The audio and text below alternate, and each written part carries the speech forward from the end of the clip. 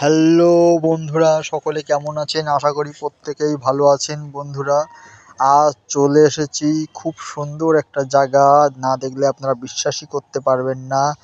সোনার তরী পার্কে। এটি একটি নতুন পার্ক, কিন্তু পার্কের ভিতরে কাজ কিন্তু খুব সুন্দর, আরও কাজ তৈরি হচ্ছে। কত সুন্দর কী কী আছে পুরোটা দেখাবো। কোথায় অবস্থিত, কিভাবে আসবেন, পুরো ভিডিও শেষে আমি বলে দিচ্ছি আপনাদেরকে।